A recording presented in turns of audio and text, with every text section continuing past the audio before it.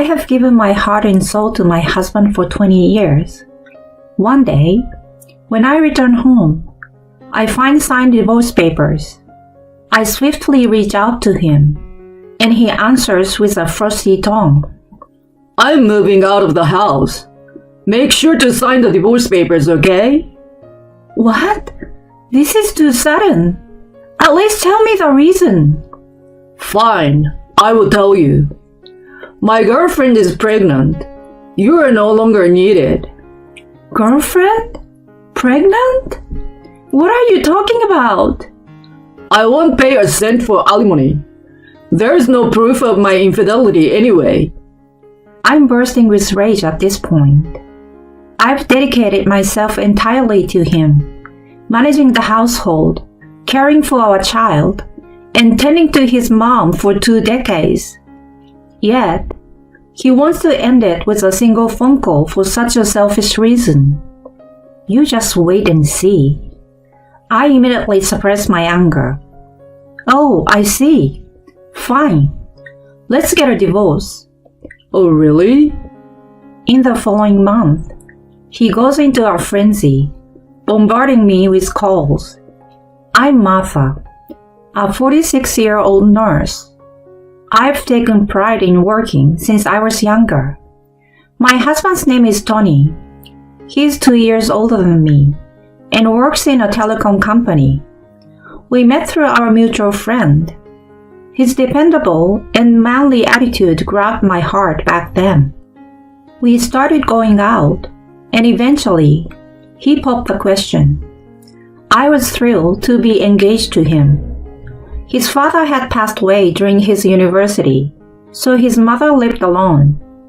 I heard that she was from an affluent family, and she carried an air of sophistication. Oh, what a lovely girl! I'm so glad to have you as my family. She gave me a gentle smile. I was happy to have such a charming mother-in-law. After we got married and moved in together, I discovered that he had no intention of sharing household chores. He left his laundry lying around, didn't take out the trash, and never bothered to clean up after eating. Since we were both working, I asked him several times to help out, but all he ever said was, Housework is a wife's responsibility. Don't try to make me do it. Back then, society was a little more conservative compared to today, and there was still a belief that housework was a wife's duty, and men should be put on a pedestal. So I obediently followed this idea. Not long after we got married, I became pregnant. While Tony was happy about it, he still didn't lift a finger to help me at home. If I couldn't do it due to morning sickness, he would even become visibly upset. Geez, are we having takeout again today? Sorry, but I'm feeling sick again. I've been in bed all day. Such a lazy wife. He could have made something by himself. I wished he would show some consideration for me. Despite my thoughts, I apologized. I believed that taking care of my husband's needs was a wife's duty, and I did my best to be attentive to him. Even after our daughter Sarah was born, he remained the same. He played with her only when she was in a good mood, and avoided diaper changes or making formula. No matter how many times I told him we would share parenting, he just didn't get it. I was running around taking care of Sarah and housework from morning to night, while he only focused on his job. Even after I returned to work, nothing changed. He remained indifferent to childcare and spent his time as he pleased. During those times, Cassidy occasionally helped out. She really adored Sarah without making any complaints to me. I was saved by her presence. As the years went by, we somehow reached our 20th wedding anniversary. Sarah was 18 years old and living in a university dorm. I was thinking that I would have more time for myself even though I was still juggling work and the chores daily. However, I received a call saying that Cassidy had fallen down at home and broken a bone. When Tony and I went to the hospital, she looked devastated. Well, I'm getting old. I could leave the hospital soon, but I would need care for my daily life. Don't worry about it. Martha is going to help you. To my surprise, Tony told her as if it was no big deal. I had a full-time job. I thought I finally could start thinking about my own life. Sensing my inner turmoil, Cassidy spoke up. But she works full-time and is already busy. I can't burden her. Tony looked at me and asked if I could manage with a hint of pressure. I couldn't say no, so I had to say, leave it to me. That was how I ended up juggling all the household chores, working, and taking care of my mother-in-law. Tony left the caregiving entirely to me and didn't even ask about her condition. I couldn't help but think he was cold-hearted. But for Cassidy's sake, I continued to do my best every day. Around that time, he began working late and spending a lot of time away from home. Despite claiming overtime, he often came home late at night drunk. I ended up eating dinner alone more frequently, feeling lonely. 3 months after I started caring for Cassidy, our 20th wedding anniversary approached. I had arranged for us to go out for dinner to celebrate.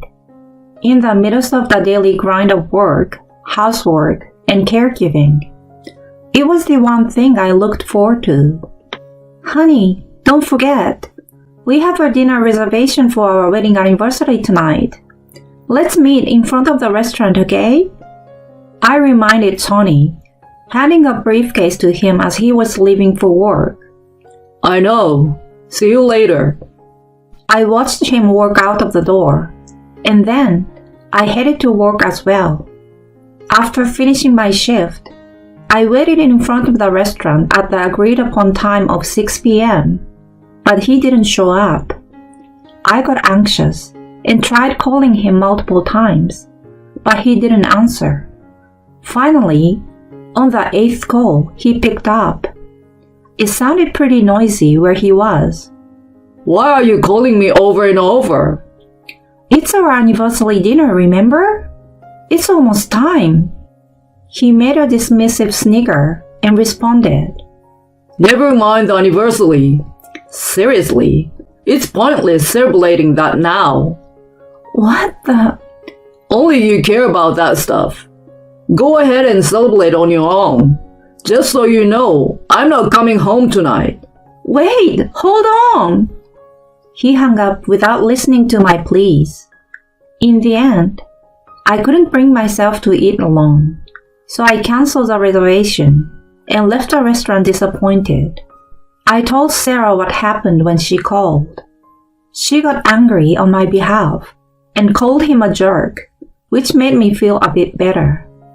Afterward, I went to check on Cassidy. She noticed the air of gloom surrounding me and asked what happened. I ended up telling her about how Tony had canceled our anniversary dinner. Her face became quite serious, and I immediately regretted telling her. As I grew anxious, she spoke in a solemn tone. Listen, Martha, I must tell you something. And then, she stunned me with her unexpected revelation. 3 months had passed since then. When I returned home from stopping by Cassidy's after work, my house was pitch dark. As soon as I turned on the lights, I saw something on the table that left me speechless. They were divorce papers left by Tony. I immediately reached out to him. Honey, where are you? What are these papers? He didn't hide his annoyance and replied, I'm moving out of the house. Just sign those, okay? What? This is too sudden. At least tell me why. I will tell you then. My girlfriend is pregnant. You are no longer needed. Girlfriend? Pregnant? in the world are you talking about? I won't pay a cent of alimony. There is no proof of my infidelity anyway. I was burning with rage at that moment. I dedicated myself entirely to him, managing the household, caring for our child, and tending to his mom for 2 decades. Yet, he wanted to end it with a single phone call for such a selfish reason. I thought, you just wait and see. I immediately suppressed my anger. Oh, I see. Fine. Let's get a divorce. Oh, really? He sounded surprised by my reaction. Maybe he thought I would get angrier or beg. I calmly asked him, So, what are your plans for your mother's caregiving if we divorce? Caregiving? I'm sure I will figure out something. If you're so concerned about it, go ahead and you can continue. Anyway, I gotta go now. It feels so good to know that I don't have to see your face anymore. With that, the call ended. I couldn't help but smile as I held my phone. Afterward, I gave Sarah a rundown of what was happening. Finally, you're better off without him. Let me know if you need my help. Once again, I was left dumbfounded at how little he was regarded by his own daughter. About a month later, I received a call during my lunch break. It was from Tony, so I ignored it, but the phone didn't stop ringing. He was bombarding me with incessant calls. It was becoming quite annoying, so I reluctantly picked it up. Yeah? At last! What the heck do you think you're doing by sending me that? Oh, you got it, huh? I replied to his anger nonchalantly. He continued shouting nonsense, which I cut it off by saying, Come to your mom's place tonight at 7 p.m. We'll talk there. Then I hung up the phone. That night, I waited for him with Cassidy at her house until he arrived, looking all pissed off. God darn you! What do you think you're doing? What do you mean? I mean this. You're coming after me for alimony. He handed me the documents sent through a lawyer. I calmly told him, Well, we are getting a divorce because of your affair, so asking for alimony is only fair, right? Where's the proof of my affair then? Your girlfriend is with your child, right? You said so yourself. He fell silent. I wondered how reckless he could be without realizing it himself. But there should be no concrete proof of the affair. If I just play dumb, I won't need to pay alimony. I threw several photos at him while he stammered out excuses. They were of him walking arm in arm with a young woman and entering a hotel. What the heck? Were you having me followed? Obviously. Did you have fun meeting your girlfriend behind my back? I thought you had no idea. Then, Cassidy spoke up. I told her to look into your activities. I saw you walking with that woman when I was coming back from the hospital. What, you? That night, when our anniversary dinner was cancelled, she shamefully revealed about witnessing his affair. She urged me to act fast and even offered to cover the investigation fee if needed. With her assistance, I had the evidence collected. He brought up the divorce after that. So when he did, I already knew about his affair.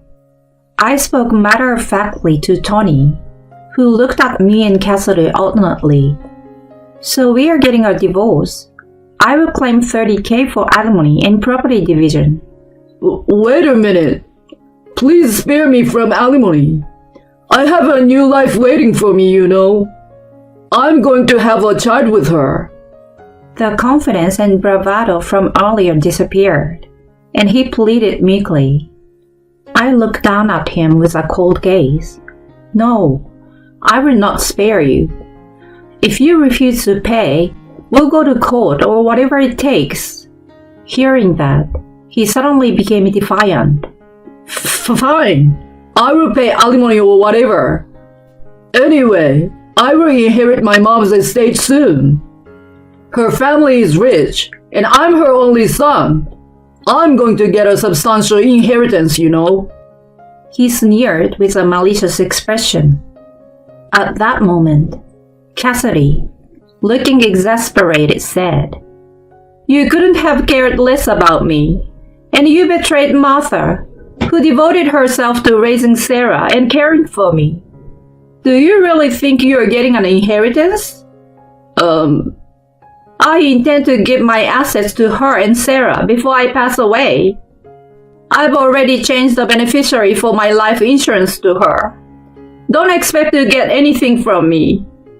No way! He pleaded with her to reconsider over and over, but she was adamant. Frustrated, he glared at me. "You manipulated my mom. Remember this." Then, I decided to drop another bomb on him. "Oh, by the way, should I tell you something interesting?" "What?" He looked bewildered, and I handed him a manila folder. As he looked at the contents, his face turned paler and paler. What the heck is this?" "As you can see, it's evidence of your girlfriend Jessica meeting her real boyfriend. The pictures inside showed her hanging out with a young, handsome guy, kissing and doing what happy young couples do. Jessica, who had been working at a bar, seems to be deeply involved with one of the regulars." Tony trembled as he looked at the photos. "This can't be true. She's pregnant with my child." Despite that, she was drinking heavily at the bar and was puffing away on cigarettes too. "What?" "Well, this is what I found during my investigation. But she hadn't been to the obstetrician either. I doubt she's even pregnant." "But she was asking me for money for maternity checkups and baby clothes." I couldn't help but burst into laughter. "Seriously, do you really think a woman this young and beautiful would marry a middle-aged average Joe like you? Haven't you figured it out yet? She was just using you for money." "I'm ashamed of my son." Then he started to tremble and attempted to make a call somewhere. But the announcement on the other end said, "The call cannot be completed as dialed." "Why? What's going on?" I laughed at his clueless face. "She has probably blocked you. Looks like you've been dumped." No, it can't be." He collapsed to his knees, devastated. Then he suddenly clung to me. "Martha, I've been the biggest fool. I was deceived. The only person I truly love is you. Let's start over. Let's go back to being a happy family with Sarah and Mom." He tried to grab my hand, and I forcefully pushed him away. "Don't touch me. You left me like that after I spent 20 years dedicating to you. I will never forgive you. Pay up and get lost, you scumbag." Then I kicked him out of the house while he bawled his eyes out in such a shameful way. Later on, we finalized our divorce. I was able to claim alimony from him and received a substantial portion in the property division. Sarah and Cassidy blocked his calls and stopped talking to him as well. Due to his financial contribution to his girlfriend, he had almost depleted his savings. He had to borrow money to pay alimony. At work, he used to brag about marrying a younger woman and having a child. It now became a running joke after his colleagues found out that he was dumped, and her pregnancy turned out to be a lie. He has been referred to as a pathetic old man who was fooled by a younger girl and abandoned by his wife since then. He lost his family, savings, and accumulated debts, forcing him to live in a rundown apartment. He's taken an extra job, working night shifts at the construction site to repay his debt. Even with this knowledge, I feel no sympathy for him. Instead, I think he got what he deserved. On the other hand, I sold the house and now live comfortably in a new apartment. Soon, I plan to take Sarah and Cassidy on vacation, using the alimony we won. Cassidy's health is improving, and she has been expressing her gratitude to me. From now on, I will cherish what's left and move forward with a bright outlook on life. You're truly ugly. I don't want to see your face anymore. After devoting myself for 20 years, my Kirk suddenly said such a thing to me. I remained frozen, and he continued. I felt nauseous just looking at your ugly face. Leave me alone. Get out of this house. With a twisted expression, my Kirk delivered these words. At that moment, I reached my breaking point. I can't endure this kind of treatment any longer, and I absolutely won't forgive you. Despite feeling intense anger, I contained it and calmly replied, Fine, I've had enough. I'll disappear from your life as you wish. In response, Kirk replied with excitement. It's great that you're so understanding. Hurry up and leave, you ugly one. However, after that, he would come to me in tears. My name is Sarah Tanner, a 46-year-old working housewife and a company employee. My husband's name is Kirk Tanner. We met at work. One day, Kirk transferred to my workplace. I found myself in a position where I had to guide him, despite him being 2 years younger. Kirk was often called cute by the female employees at our workplace. He had expressive eyes, a docile personality, and was skilled at being affectionate. I, too, gradually developed feelings for him. During that time, Kirk asked me out. I admire how dependable you are, Sarah. Please, go out with me. Moved by such a sincere confession, my heart was touched, and we began dating. After 2 years, he proposed to me. I accepted it, and we were full of happiness. Subsequently, we rented an apartment and started our newlywed life together. However, as we began living together, I soon realized that he was completely incapable of doing household chores. Clothes were left lying around, trash was not thrown into the trash bin, and he wouldn't even bother to put away the dishes after eating. I made an effort to teach him the basics of housework. At first, he complied with my instructions, but gradually, he started making displeased faces when I pointed out his mistakes. Kirk, your clothes are left lying around. At least put them in the laundry basket. You're so annoying. If you noticed, you could have done it, Sarah. For the first time, I was surprised to see him rebel against me.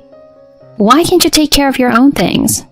In the end, it's you who will be inconvenienced. Why would I be inconvenienced? We're married, so it's the woman's job. That's you, Sarah, to take care of the house. That's rubbish. I work too, and I've been taking on extra shifts recently. At that time, I had just been promoted to a team leader at my company, becoming the fastest to advance among my peers. In response to my words, Kirk glared at me. What's with you acting all high and mighty just because you got promoted ahead of your husband? Are you getting cocky? That's not it. Besides, I'm older than you, so it's natural, right? What I want is for you to help with the housework. You're so annoying. I don't want to hear it. With these words, Kirk stormed out of the house. In such moments, he always ended up at the poker tables. I was left behind with no other option but to sigh. Sometime later, I became pregnant. While Kirk was happy about it, he still didn't help with the housework. In fact, he became even more moody when I couldn't keep up with the chores. Hey, is it pre-made food again today? I had no choice, I was bedridden with a terrible backache. You're a useless wife. If you're going to say that, why don't you do it yourself? In fact, I wish you'd be more considerate of me. Though I thought this inside, I apologized, saying, taking care of a husband is a wife's duty. I also assumed as such. Even after our daughter Mika was born, Kirk remained the same. Mika would call out, "It's Daddy!" and Kirk would cheerfully pick her up when she was in a good mood. However, when it came to changing diapers or making milk, he would run away. I told him many times, let's take care of parenting together, but he didn't seem to understand. I was engrossed in parenting from morning till night, while Kirk spent his days working and playing poker. This continued, and when Mika turned 1, Kirk suddenly dropped a bombshell during dinner. Hey, I quit my job today. What? You quit? Why? My boss was getting on my nerves, always nagging at me. We didn't get along, and he told me to quit on the spot, so I wrote my resignation letter right there. But Mika is still so young. What are we going to do now? You'll be returning to work soon, won't you? Just take care of things for a while. I was on maternity leave at that time, and I didn't fully understand the situation inside the car. When I contacted a friend of mine who is in the same department as me at the company I work for, my friend told me this. I hate to say it, but Kirk didn't have a very good reputation. He wasn't serious about work, and he got scolded this time for going to play poker during working hours. Really? Is that true? It is. Sarah, you are diligent and valued at the company, but I'm sorry, but Kirk is no longer there and everyone seems relieved. I hung up the phone and put my head in my hands. I couldn't believe that Kirk had such a bad reputation. Unable to say, please go back to the company and apologize, I had no choice but to accept his abrupt resignation. Afterward, I quickly returned to work. Some colleagues gossiped about me, saying, "Look, that's Sarah, the wife of that guy." But I worked diligently without letting it bother me. When I made a small mistake, my boss would scold me harshly, saying, "Can't the two of you as a married couple even do your jobs?" It was tough.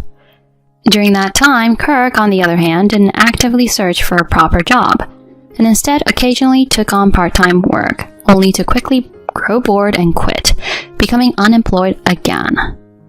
Time passed, and Mika was 3 years old. A friend mentioned starting her own company and approached me. She said, "Our company offers better benefits than your current workplace. Why don't you come and work with us?" Having faced difficulties at my current workplace, I was thrilled by the offer and accepted it, leading to a job change. To my surprise, my friend also introduced Kirk to a job at a subsidiary company. He too was delighted by the favorable conditions and finally returned to work as a full-time employee. Subsequently, we decided to leave our modest home and purchase a new one. Since Kirk didn't want to pay the mortgage, the house was registered in my name. I was taking care of work, household chores, child rearing, and looking after my husband, spending each day quite busy. Such days continued, and before we knew it, we had been married for 20 years. Our daughter Mika had turned 19 and was attending university. I was still working at my friend's company and had become a department head, earning more than my peers. Kirk, too, continued working at the subsidiary company. He still didn't do household chores, but compared to the time when he was unemployed, I couldn't help feeling grateful that he was working. I continued to take care of Kirk, cooking meals every day and looking after his needs. Then, one day, Mika said something like this to me. "You're spoiling Dad too much. He can't do anything without you, Mom." I replied to Mika, "That's how married couples are." However, it was perhaps a little while after celebrating our 20th wedding anniversary. Kirk would say, I'm busy with work, and return home late. Even on weekends, he would say, I have work. and go out. I wondered if Kirk, who was just an ordinary company employee, could be so busy. I couldn't help but have doubts, even though I was busy with work and household chores. Then, on my birthday, which came a while after that, I received a message from Mika, who was living on her own, saying, "Happy birthday, Mom." But Kirk, even though he saw me in the morning, didn't say anything. He didn't give me a present, though he used to remember my birthday every year and say, "Happy birthday." This year, it seemed like Kirk had forgotten my birthday. It might seem like a small thing, but it hurt me. When Kirk came home late that night, I told him, "Hey, Kirk, do you know what day it is today?" Huh? What's this all of a sudden? I don't think I had any plans, did I? He had truly forgotten my birthday. Despite the shock, I softly muttered, "Today is my birthday." But when Kirk heard that, his expression turned pale. Why are you making a fuss over something so trivial? Trivial? Yeah.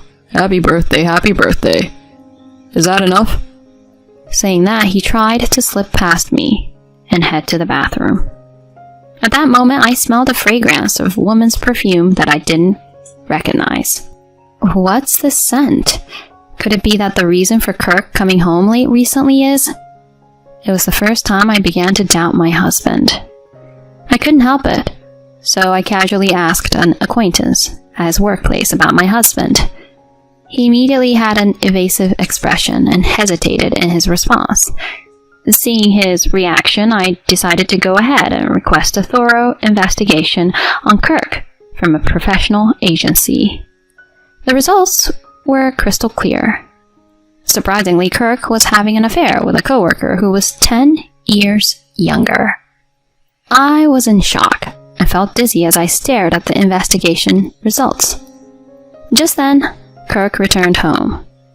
I'm back. Is dinner ready? I stared at Kirk as he said this with an air of superiority. I just have something to discuss. Huh? There's nothing to talk about between us. While loosening his tie, Kirk said these words arrogantly. "Don't you have something you need to tell me?" In a lowered voice, I spoke, and Kirk responded with irritation. I told you. There's nothing. What's with that expression?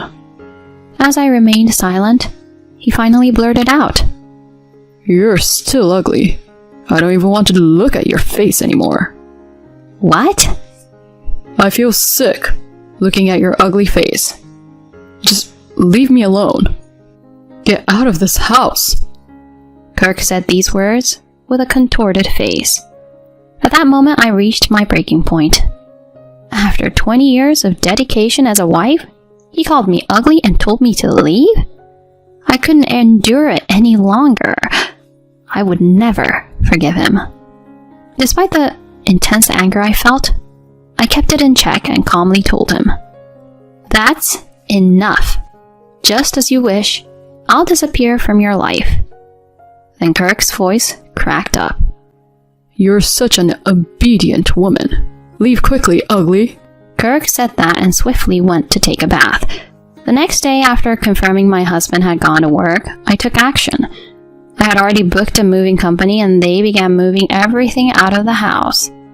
The new place I was moving to was a company apartment that had become available. I also contacted Mika and she helped me with the moving. "Mom, you finally made up your mind. It's about time." I could only respond with a wry smile to Mika's words. After leaving the house, which I had emptied, I placed the neatly prepared divorce papers in the living room and left the home where we had lived for many years. Late at night on that day, I received a call from Kirk. He kept calling multiple times, one call after another, almost like a maniac. "Hello?" Finally answered. What do you think you're doing? Just leaving on your own like that? He berated me with a voice so loud that I thought my phone would break. "Well, you don't want to see an ugly face like mine, right? So, I left as you wished." What? What the hell are you talking about?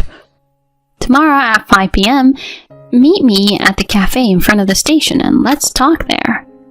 I said that and turned off my phone to get some sleep. The next day, waiting at the cafe, Kirk appeared with a flushed face. Hey, what do you think you're doing? What do you mean? I mean everything. Why are you taking away all the furniture and appliances? How am I supposed to live? Kirk aggressively confronted me, and I calmly responded. I paid for most of the furniture and appliances. What's wrong with taking them? Besides, you wouldn't do any housework, even if we had appliances, would you? You'd just waste them. I paid for most of the furniture and appliances myself. When I pointed that out, he became even more obstinate. Even if that's the case, there are right and wrong ways to do things. And what's with leaving the divorce papers behind? Do you want to divorce me? Yes, that's right. What? I want to divorce you. Will you sign? What? You didn't expect me to initiate the divorce? Well, we've been married for 20 years. That's right. I've dedicated myself to you for those 20 years. But being called ugly in all of this, I can't forgive all of this. All of this? I spread the investigation results from the private investigator on the table. The video showed Kirk walking arm in arm with another woman, entering a hotel together, and various other things. What the hell is this? Did you investigate me? Yes, I had you investigated.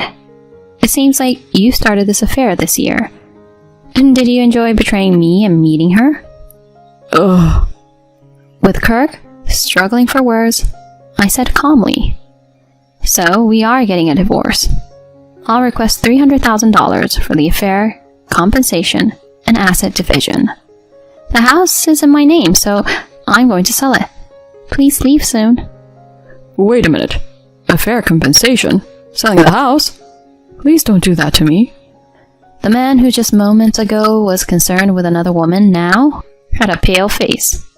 I looked down at him with cold eyes. Also, I reported the in-car affair to your workplace. You'll be dismissed soon, by the way. It seems you had a pretty bad reputation even at your current job. Huh? Dismissed? Yes, you'll be unemployed again. And do your best with your affair partner. No, it's not like that. She was just a fling. I never thought of divorcing you. I only love you. Please, let me keep working at your company. Kirk begged with an expression that seemed on the verge of tears. I ignored him and said, with a cold look, "Oh, by the way, Mika said, don't ever contact me again." Huh? Why? She doesn't want to consider you her father anymore after you caused so much distress to her mother by not helping with parenting. Kirk then frantically started messing with his phone. I tried to contact Mika. She's not answering. No, this can't be. I'm still her father. I contained my laughter and said, "Well, now you've got what you wanted. To be on your own. You must be thrilled, right?" Sarah, please listen. "Well, it's time for this ugly lady to say goodbye. I'm sure you don't want to see this ugly face anymore." Sarah. Ignoring Kirk's plea from behind me, I left the scene. Our divorce was finalized later on. I claimed $300,000 for emotional distress and received a fair share of our assets. Kirk did indeed get fired from his job shortly afterward. According to stories I heard from his coworkers, the higher-ups in the subsidiary company had reservations about letting him go due to my connections with the management. He had a bad work attitude, and his affair was well known within the company. It's not an excuse, but I feel sorry for what I unknowingly caused. Kirk's lover faced a similar fate, losing her job as it became awkward to work in the same place, and she eventually resigned. Kirk returned to the countryside, and our relationship was over. I was able to force him to move out of the house, and we sold it. Kirk tried to get back together with me multiple times, but when I asked him, "Do you really want to start over with this ugly woman?" he fell silent and eventually stopped contacting me. Now he lives in a cheap apartment and makes a living from day labor. Even knowing that, I don't feel any sympathy for him. If anything, I think he got what he deserved. As for me, I left the company-owned housing and bought a one-bedroom apartment to live comfortably on my own. With a divorce compensation, I plan to go on a trip with my daughter Mika soon. In the future, I intend to cherish what I have left and make the most of it while enjoying my travels.